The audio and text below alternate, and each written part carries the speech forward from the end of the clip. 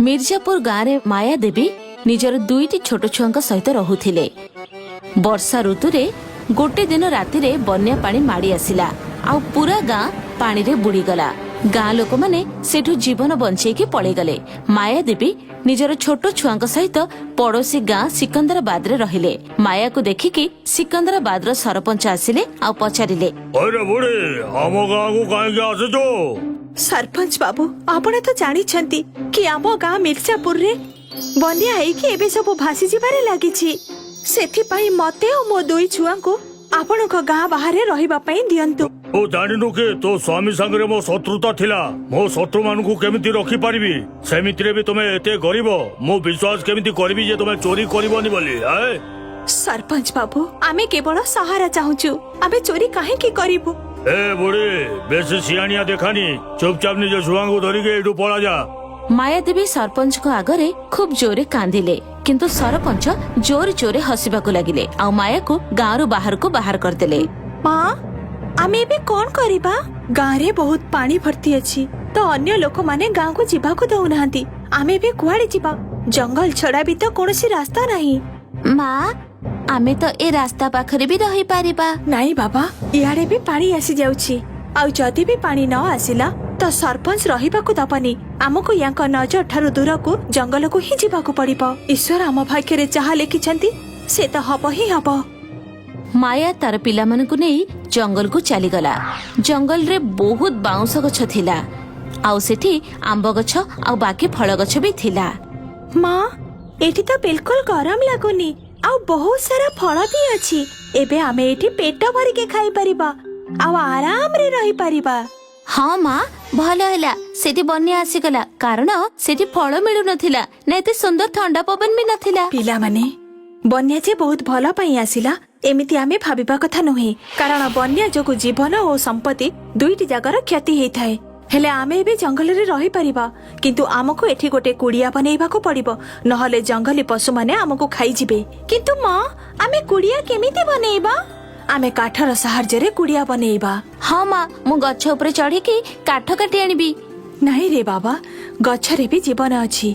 आमे यांकु काटिबा कथा नुह। आमे एमानंको जोगु निश्वास नउछु ओ खाउछु पिउछु मध्य। तेबे हमर घर केमिति हबो माँ? सेठी सामना को देख, सेठी किछि सुखिला काठ पड़िछि। आमे सेथिरे घर बनेइ परिबा। माया तार पिला मानक सहित काठ एकाठी करबा आरंभ कला। आउ किछि समय परिश्रम परे से पर्याप्त काठ एकाठी कला। देव नदी आड़कू कुड़िया पाई माटी आनिबाकू गला।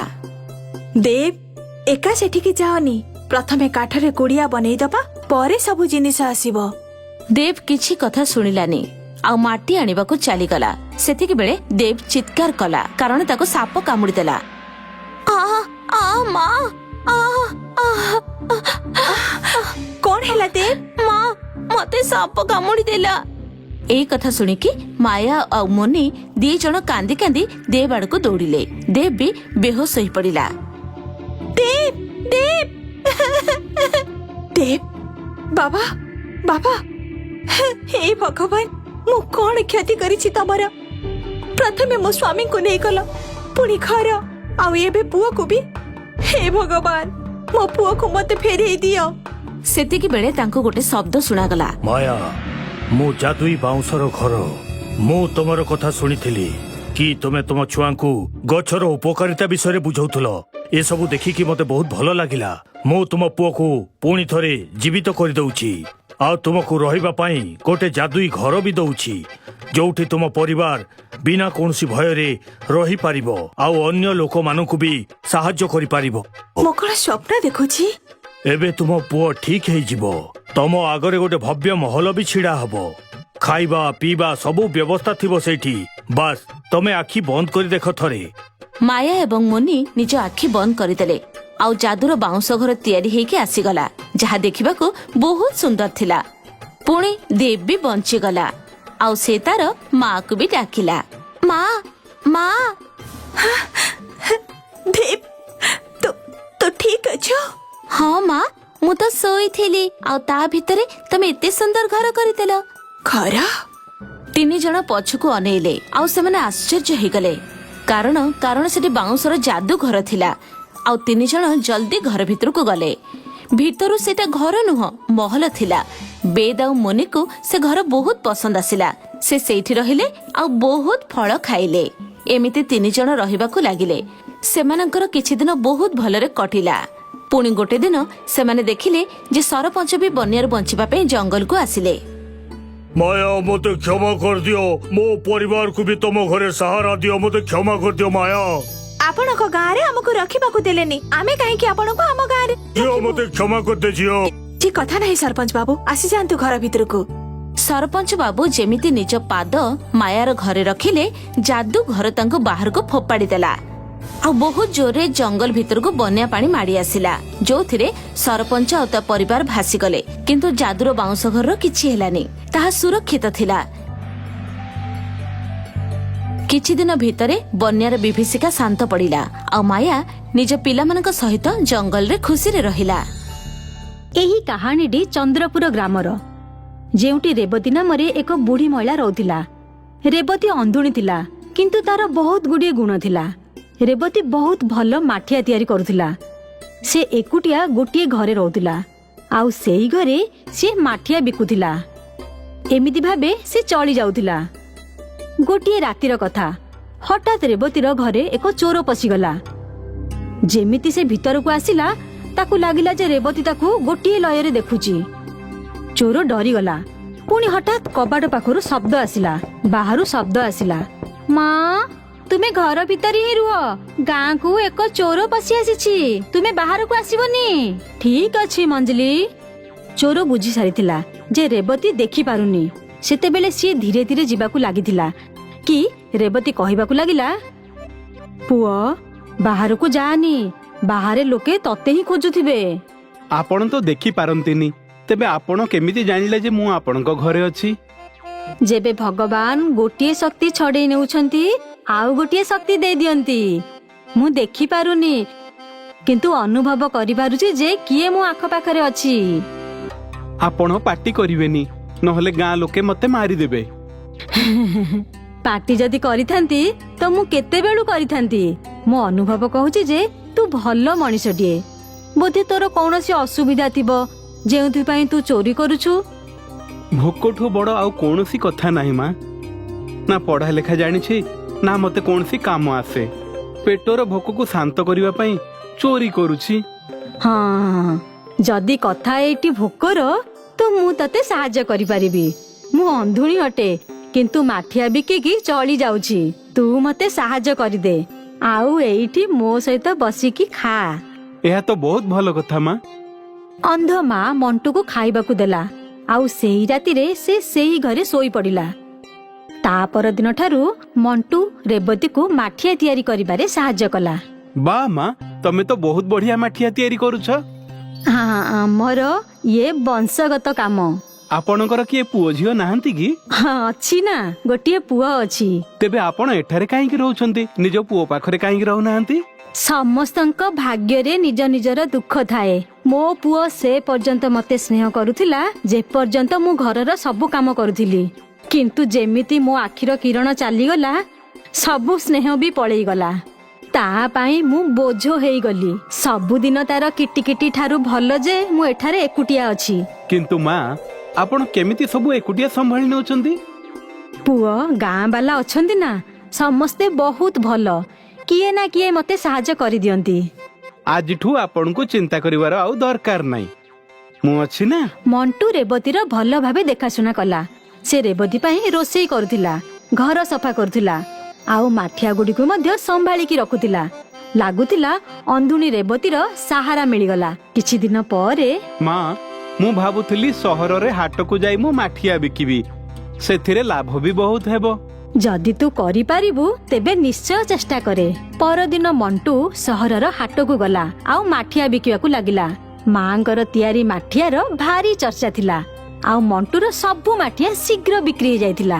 ମଣ୍ଟୁ ଯେତେବେଳେ ଘରକୁ ଫେରିଲା, ମା, ତୁମେ ବିଶ୍ୱାସ କରିବନି ଆଜି କଣ ହେଲା। କଣ?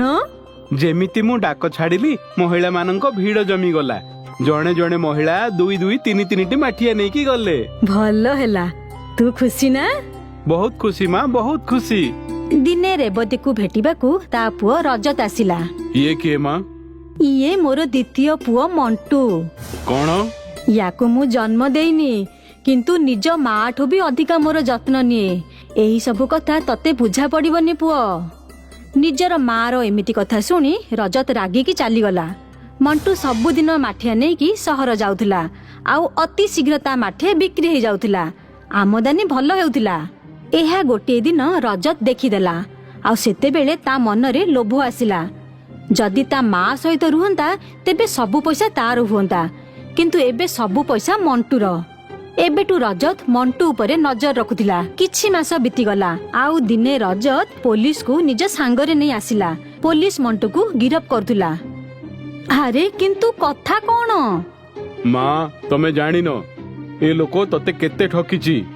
ଏ ସହରରେ ତ ମାଠିଆ ବିକିକି ବହୁତ ପଇସା ଆୟ କରେ, ଆଉ ତତେ ଅଧା ବି ଦିଏନି। କଣ? ହଁ ମା, ପଚାର ଏହି ପିଲାକୁ ଯେ ତୋ ପଇସା କାହିଁ। ମଣ୍ଟୁ, କଣ ଇଏ ସତ କହୁଛି? ତୁ ମତେ ଧୋକା ଦେଉଛୁ? ନାହିଁ ମା, ମୁଁ ତୁମକୁ ଧୋକା ଦେଇ ପାରିବିନି। ତେବେ କହ, ସବୁ ପଇସା ଗଲା କୁଆଡେ? ଠିକ ସେତେବେଳେ କବାଟ ଠକ୍ ଠକ୍ ହେଲା, ଆଉ କିଛି ହସ୍ପିଟାଲର କର୍ମଚାରୀ ସେଠାକୁ ଆସିଲେ। ରେବତୀ ଶାସ୍ତ୍ରୀ, ହଁ ମୁଁ, କୁହ। ମୁଁ ଆପଣଙ୍କୁ କହିବାକୁ ଆସିଛି ଯେ କାଲି ଆପଣଙ୍କ ଆଖିର ଅପରେସନ ଅଛି। ଆପଣଙ୍କ ପୁଅ ଅପରେସନର ପଇସା ଜମା କରିଛନ୍ତି, ତେବେ କାଲି ଡକ୍ଟର ଅପରେସନ ଫିକ୍ସ କରିଛନ୍ତି। ରଜତ, ତୁ ପଇସା ଜମା କରିଛୁ? ନା ନା, ଆପଣଙ୍କ ଦ୍ୱିତୀୟ ପୁଅ ମଣ୍ଟୁ। ଏହା ଶୁଣି ରେବତୀ ଆଖିରୁ ଲୁହ ବୋହିଗଲା। ସେ ସବୁ ପଇସା ମୁଁ ହସ୍ପିଟାଲରେ ଜମା କରିଦେଲି ତୁମର ଆଖିର ଅପରେସନ ପାଇଁ ମା। ମଣ୍ଟୁ, ମତେ କ୍ଷମା କରିଦେ ପୁଅ। ମୁଁ ନିଚର କଥାରେ କେମିତି ଆସିଗଲି। ହେ ଭଗବାନ, କ୍ଷମା କରିଦିଅ ମତେ। ଛାଡ଼ ସେ କଥା ମା, ଯାହା ହେଲା ହେଇଗଲା। କାଲି ତମର ଅପରେସନ, କାଲିଠୁ ତମେ ପୁଣି ଦୁନିଆ ଦେଖିପାରିବ। ରଜତ, ବାହାରି ଯା ଏଠାରୁ। ଆଉ ପୋଲିସ ବାବୁ, ମତେ କିଛି କମ୍ପ୍ଲେନ କରିବାର ନାହିଁ। ରେବତୀ ମଣ୍ଟୁକୁ ଜାବୁଡି ଧରିଲା। ପରଦିନ ରେବତୀର ଆଖିର ଅପରେସନ ହେଲା, ଆଉ ସେ ପୁଣି ଦେଖିପାରିଲା। ଆଉ ଏହା ସବୁ ସମ୍ଭବ ହେଲା ମଣ୍ଟୁ ପାଇଁ। ମଣ୍ଟୁ ଅନ୍ଧୁଣୀ ମାର ସାହାରା ହେଇଯାଇଥିଲା। ସତରେ ସବୁ ମାର ପୁଅ ମଣ୍ଟୁ ଭଳିଆ ହୁଅନ୍ତେ।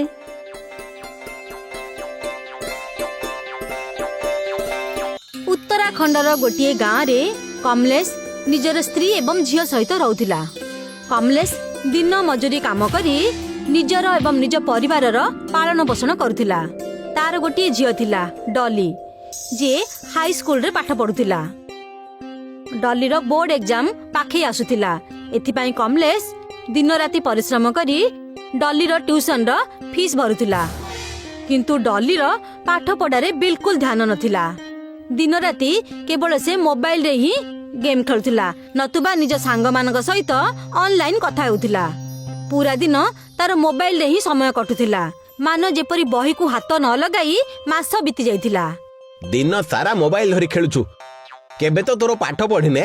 ତମର ମା ଆଉ ମୁଁ ଦିନ ସାରା ପରିଶ୍ରମ କରି ତମକୁ ପାଠ ପଢଉଛୁ, ଆଉ ତୁମେ ଯେ ଏହି ମୋବାଇଲ ଧରି ଦିନ ସାରା ଖେଳୁଛ ଖାଲି। ରିଜଲ୍ଟ ଯଦି ଖରାପ ଆସିଲା ତେବେ ତମର ଆଉ ତମର ଏଇ ମୋବାଇଲର ନିସ୍ତାର ନାହିଁ। ଓହୋ ବାପା, କଣ ତମେ ବି ସକାଳୁ ସକାଳୁ ଆରମ୍ଭ ହେଇଯାଉଛ? ଆଜି ଆପଣଙ୍କୁ କାମ ପାଇଁ ଲେଟ୍ କଣ ହେଉନି କି? ଡଲି ଏବଂ କମଲେଶର ଯୁକ୍ତି ତର୍କ ଆରମ୍ଭ ହୋଇଯାଏ। ଆଉ ସେତେବେଳେ ତାଙ୍କ ଘରର ଲ୍ୟାଣ୍ଡଲର୍ଡ ମାନେ ଘରର ଓନର ତାଙ୍କ ଘରକୁ ଆସେ। ଆରେ ଭାଇ, କେମିତି ଅଛ କମଲେଶ? ତମେ ତ ବିଗତ 3 ମାସ ହେଲା କାହିଁ ଭଡା ଦେଇନ ଆମକୁ? କେବେ ପର୍ଯ୍ୟନ୍ତ ଦେବାର ବିଚାର ଅଛି ଭାଇ? ଏ ମାସ ଶେଷ ପର୍ଯ୍ୟନ୍ତ 3 ମାସର ଭଡା ଆଉ 15,000 ଡିପୋଜିଟ୍ ଆଣି ମତେ ଦେଇଦବ, ନହେଲେ ଘରଟା ଖାଲି କରିଦବ। ହଁ ଆରେ ଭାଇ, ମୁଁ ଏତେ ପଇସା କୋଉଠୁ ଆଣିବି? ମୁଁ 3 ମାସର ଭଡା ତମକୁ ଦେଇଦେବି, କିନ୍ତୁ 15,000 ଟଙ୍କା ଡିପୋଜିଟ୍ କୋଉଠୁ ଆଣିବି? ଏସବୁ ମୁଁ ଜାଣିନି। ତୋଠୁ ଭଲ ଲୋକ ମତେ ଭଡା ରହିବାକୁ ମିଳିଗଲେ, ଯିଏ ଭଡା ଆଉ ଡିପୋଜିଟ୍ ଉଭୟ ବେଶୀ ଦେବ। ଏତିକି କହି ଘରର ମାଲିକ ସେଠାରୁ ଚାଲିଯାଏ। କମଲେଶ ଏବଂ ତାର ପରିବାର ନିରାଶ ହୋଇ ଭାବିବାକୁ ଲାଗନ୍ତି, ଏବେ ଆମେ କଣ କରିବା ଡଲିର ବାପା? ଆମ ପାଖରେ ତ ଅନ୍ୟ କୌଣସି ଉପାୟ ମଧ୍ୟ ନାହିଁ, ନା କୌଣସି ସମ୍ପର୍କୀୟ ଯାହାଠୁ ଆମେ ସାହାଯ୍ୟ ନେଇପାରିବା। ଆରେ ମୁଁ କିଛି ମଧ୍ୟ ବୁଝିପାରୁନାହିଁ, ଅନ୍ଧାର ଖାଲି ଦେଖାଯାଉଛି। ଏତିକି କହି କମଲେଶ ମୂଲ୍ୟ ଲାଗିବା ପାଇଁ ଚାଲିଯାଏ।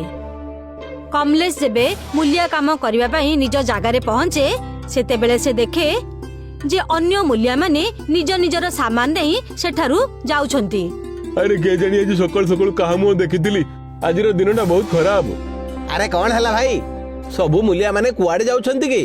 ଆରେ କୁଆଡେ ବାଜିବେ, ନିଜ ନିଜ ଘରକୁ ଯାଉଛନ୍ତି। ଆଉ କୁଆଡେ? ଠିକାଦାର ସମସ୍ତଙ୍କୁ ଚାକିରିରୁ ବାହାର କରିଦେଲା। ସେହି ଲୋକଟିର କଥା ଶୁଣି କମଲେଶ ଦୌଡ଼ି ଦୌଡ଼ି ଠିକାଦାର ପାଖରେ ଯାଇ ପହଞ୍ଚିଯାଏ। ଆରେ ଠିକାଦାର ବାବୁ, ଆମେ ସବୁ ମୂଲିଆ ମାନେ କୁଆଡେ ବାଜିବୁ? ଘରେ ଛୁଆ ପିଲା ଆଉ ପରିବାର ଅଛନ୍ତି। ଆରେ ତେବେ ମୁଁ କଣ କରିବି? ମୁଁ କଣ ଜାଣିଶୁଣି କାମ ବନ୍ଦ କରିଦେଇଛି କି? ଯାହାର ଜମି ଥିଲା ତାର କିଛି ବ୍ୟବସାୟ ଭଲ ନ ହେବାରୁ ସମସ୍ତଙ୍କୁ କାମରୁ ବାହାର କରିଦେଲା ସେ। ଠିକାଦାର ବାବୁ, ଆପଣଙ୍କ ପାଖରେ ଯଦି ଅନ୍ୟ କୌଣସି କାମ ଅଛି ଦୟାକରି କୁହନ୍ତୁ ନା ମତେ, ନହେଲେ ମୋ ପରିବାର ରାସ୍ତାକୁ ଆସିଯିବ। ଆରେ ଏଇଠି କିଛି ବି ନାହିଁ, ତମକୁ ଯାଇ ବାହାରେ କିଛି ଖୋଜିବାକୁ ହିଁ ପଡିବ। ମତେ କ୍ଷମା କରିଦିଅ। କମଲେଶ ଠିକାଦାରର କଥାକୁ ଶୁଣି ସେଠାରୁ ଚାଲିଯାଏ।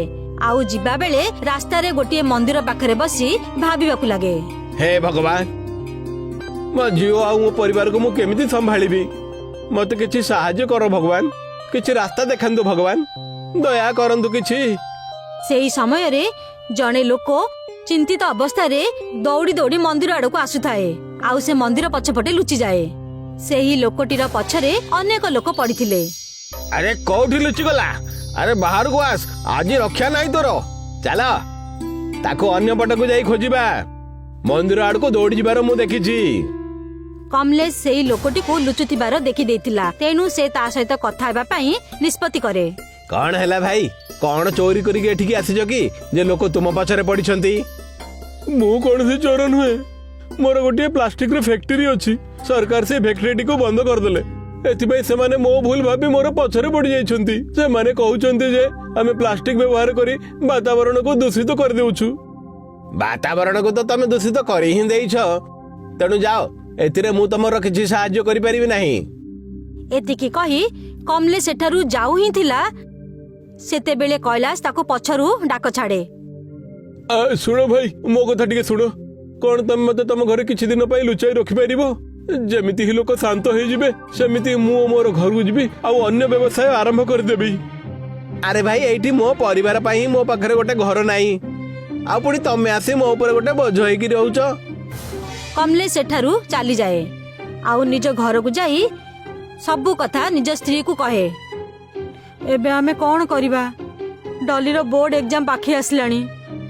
ଆମର ଘରର ଅସୁବିଧା କାରଣରୁ ଆମର ଝିଅ ଏକ୍ଜାମରେ ଫେଲ୍ ନ ହେଇଯାଉ।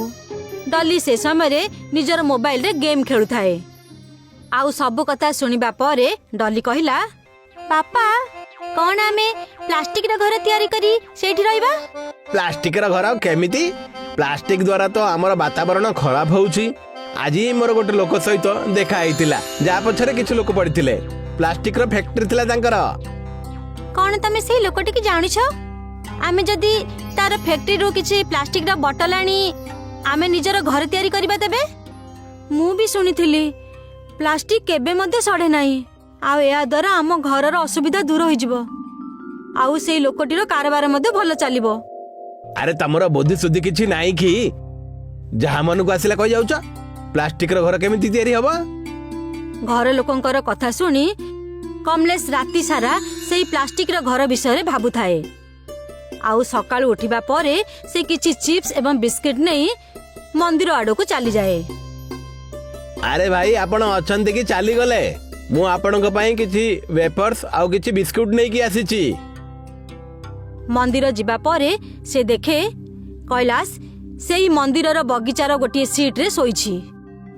ଭାଇ, କଣ ହେଲା? ତମେ ଏବେ ଆସୁଛ? ମତେ ସାରା ରାତି ମଶାମାନେ ଏଇଠି ଶୋଇବାକୁ ଦେଇନାହାନ୍ତି। ସେତେବେଳେ କୋଉଠି ଥିଲ? ଆରେ ଏଇ ସବୁ କଥା ଛାଡନ୍ତୁ, ମୋ ପାଖରେ ଗୋଟେ ଭଲ ଉପାୟ ଅଛି ଯାହା ଦ୍ୱାରା ଆମ ଦୁଇ ଜଣଙ୍କ କାମ ହେଇଯିବ। ତାହା କଣ ଟିକେ ମତେ ବି କହିଲ? କମଲେଶ କୈଳାସକୁ ସେ ସବୁ କଥା କହିଦିଏ। ଆମକୁ ଆପଣଙ୍କ ଫ୍ୟାକ୍ଟରିର ପ୍ଲାଷ୍ଟିକ ବୋତଲର ଦରକାର ହେବ। ତା ଭିତରେ ମାଟି ଭର୍ତ୍ତି କରି ଆମେ ବହୁତ ଘର ତିଆରି କରିପାରିବା। ଏଥିରେ ଆପଣଙ୍କ ବ୍ୟବସାୟ ଆହୁରି ଭଲ ଚାଲିବ, ଆଉ ଆମ ଭଳି ଗରିବଙ୍କ ସାହାଯ୍ୟ ମଧ୍ୟ ହୋଇଯିବ। ଚିନ୍ତା ତ ତମେ ବହୁତ ଭଲ କରିଛ, କିନ୍ତୁ କଣ ତମେ ଭାବୁଛ ଯେ ଏହି କାମ ଆମେ ଦୁହେଁ କରିପାରିବା? ଆମକୁ ଆହୁରି ଲୋକଙ୍କର ସାହାଯ୍ୟ ଦରକାର ହବ। ତାର ତମେ ଚିନ୍ତା କରନି, ମୋ ପାଖରେ ଆହୁରି ବହୁତ ମୂଲିଆ ଅଛନ୍ତି ଯେଉଁମାନଙ୍କୁ କାମର ବହୁତ ଦରକାର ଅଛି। ସେମାନଙ୍କୁ ଆପଣ ଦିନ ମଜୁରୀ ଦେବେ, ତେବେ ସେମାନେ କାମ ଆରମ୍ଭ କରିଦେବେ। କମଲେଶ ଯାଇ ତା ସାଙ୍ଗରେ କାମ କରୁଥିବା ସବୁ ମୂଲିଆ ମାନଙ୍କୁ ଏହି କଥା କହେ। ଆଉ ସବୁ ମୂଲିଆ ମାନେ ନିଜ ନିଜର ପ୍ଲାଷ୍ଟିକର ଘର ତିଆରି କରିବା ପାଇଁ ରାଜି ହୋଇଯାଆନ୍ତି। ଚାଲ ଭାଇମାନେ, ଇତିହାସରେ କିଛି ଆମେ ଅଲଗା ଆଉ ନୂଆ କରିବାକୁ କିଛି ଯାଉଛେ। ଆମକୁ ନିଷ୍ଠାର ସହିତ କାମ କରିବାକୁ ହେବ, ତେବେ ହିଁ ଆମେ ସକ୍ରିୟ ହେବା। ଆରେ କିନ୍ତୁ ଆମେ ନିଜର ଘର ତିଆରି କେଉଁଠି କରିବା? ଆରେ ତମେ ଏଥିପାଇଁ ଚିନ୍ତା କରନି, ମୋର ଫ୍ୟାକ୍ଟ୍ରି ପାଖରେ ବହୁତ ବଡ ଗୋଟିଏ ଜମି ଅଛି। ତମେ ସବୁ ନିଜ ନିଜର ଘର ସେଇଠି ତିଆରି କରିପାରିବ। ସବୁ ମୂଲିଆ ମାନେ ପ୍ଲାଷ୍ଟିକର ବୋତଲ ଭିତରେ ମାଟି ଭର୍ତ୍ତି କରନ୍ତି, ଆଉ ତାପରେ ବୋତଲ ଉପରେ ବୋତଲ ରଖି ଆଉ ତାଙ୍କର ଘର ତିଆରି କରିବାର କାମ ଆରମ୍ଭ ହୋଇଯାଏ। କିଛି ସମୟ ବିତିଯାଏ, ଆଉ ଏବେ ମୂଲିଆ ମାନଙ୍କର ଘର ତିଆରି ହୋଇ ପ୍ରସ୍ତୁତ ହୋଇଯାଇଥିଲା। କିନ୍ତୁ କିଛି ଦିନ ପରେ ବହୁ ଜୋରରେ ବଢି ଆସେ। ଆରେ ବହୁତ ଜୋରରେ ବର୍ଷା ହୋଇ ପାଣି ଭର୍ତ୍ତି ହେଲାଣି। ଲାଗୁଛି ଆମର ଏହି ପ୍ଲାଷ୍ଟିକର ଘରଟା ବୁଡିଯିବ। ଆରେ ଝିଅ ଟିକେ ସମ୍ଭାଳିକିରି। ପୁରା ଗାଁରେ ପାଣି ଭର୍ତ୍ତି ହେଇଗଲାଣି। ଆମର ଘର ଭିତରକୁ ପାଣି ଆସି ନ ଯାଉ। ପ୍ଲାଷ୍ଟିକର ଘର ମଜବୁତ ହୋଇଥିବା କାରଣରୁ ଘର ଭିତରକୁ ପାଣି ଆସିପାରେ ନାହିଁ। କିଛି ଦିନ ପରେ ବର୍ଷା ବନ୍ଦ ହୋଇଯାଏ। ଆମର ଘର ବଞ୍ଚିଗଲା, ହୁର୍ରେ! ସବୁ ମୂଲିଆ ମାନେ ମିଶି ଉତ୍ସବ ପାଳନ କରିବାକୁ ଲାଗନ୍ତି। ସେତେବେଳେ ଡଲି ସେଠାକୁ ଆସି କହେ, ବାପା ଏଇ ଦେଖନ୍ତୁ ମୋର ଆଜିର ରେଜଲ୍ଟ, ଆଉ ମୁଁ ଫାର୍ଷ୍ଟ ଆସିଛି ଜାଣିଛ। କମଲେଶ ଏବଂ ତାର ପରିବାର ଏହା ଶୁଣି ବହୁତ ଖୁସି ହୋଇଯାଆନ୍ତି ଆଉ ଉତ୍ସବ ପାଳନ କରିବାକୁ ଲାଗନ୍ତି।